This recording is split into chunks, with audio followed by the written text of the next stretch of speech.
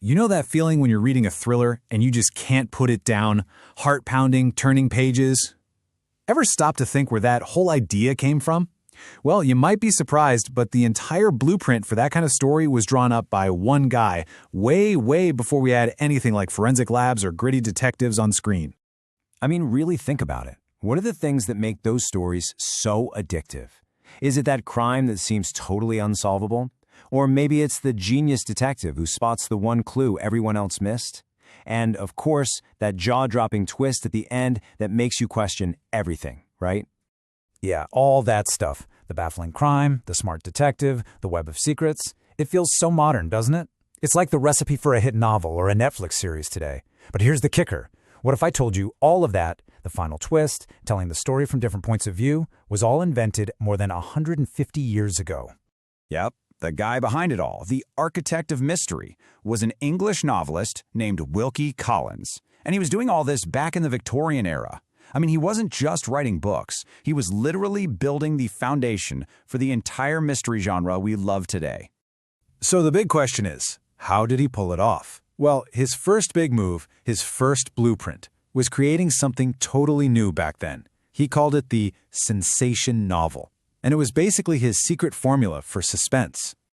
And a sensation novel wasn't just your average mystery. It was this revolutionary cocktail of genres. Collins took the suspense of a crime story, mixed it with the spooky vibes of gothic horror, and then, this is the really cool part, he threw in some serious social commentary.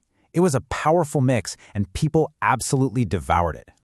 The book that really kicked the whole thing off was his 1859 masterpiece, The Woman in White. This novel is like the perfect example of his new style. It's the one that had all of Victorian England completely hooked, waiting for the next chapter. And the way he structured it, it's just a masterclass in building suspense. It kicks off with this incredibly eerie scene, a mysterious woman, all in white, on a moonlit road. Instantly, you're hooked. From there, you're dragged into this dark conspiracy with an heiress and one of the best villains ever written, Count Fosco.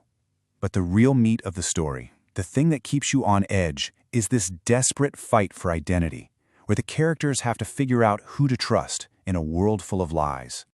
Okay, so creating a whole new way to build suspense was a huge deal. But Collins didn't stop there. Oh no, his next blueprint was even bigger. He basically invented the modern detective story. So if The Woman in White was the birth of the suspense novel, then his book from 1868, The Moonstone, is what gave us the detective novel. And that's not me just hyping it up. A ton of literary experts call it the very first true detective novel ever. One of the most brilliant things he did was how he told the story. He used a bunch of different narrators, so you, the reader, have to piece together the clues from all these different, sometimes conflicting perspectives. And then he introduced Sergeant Cuff, a professional detective brought in to solve the case.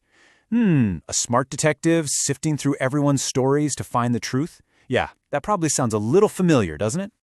I mean, just look at the parallels. It's all there. You've got the stolen diamond, that's your central crime. You've got Sergeant Cuff, he's the blueprint for basically every great detective that came after him. The multiple narrators giving their accounts, that's the investigation unfolding right before your eyes. And that hunt for the truth, that's your big final reveal. Collins didn't just write a book here, he wrote the playbook, the rules for an entire genre. But here's where it gets even more interesting. Collins's work wasn't just about clever plots and suspense. He was also an incredibly sharp social critic, and he used his mysteries to say something important. And that's what made his book so radical for the time. People would be on the edge of their seats, totally wrapped up in the mystery, but at the same time, he was feeding them some pretty controversial ideas. He used these thrilling stories to talk about things like identity, unfair inheritance laws, and especially the incredibly limited role of women in Victorian society. Think about it. The typical heroine in a Victorian novel was, well, kind of passive and obedient, right? But not in a Wilkie Collins book. His heroines were resourceful, they were strong, and they were fighting for their own freedom and control over their lives.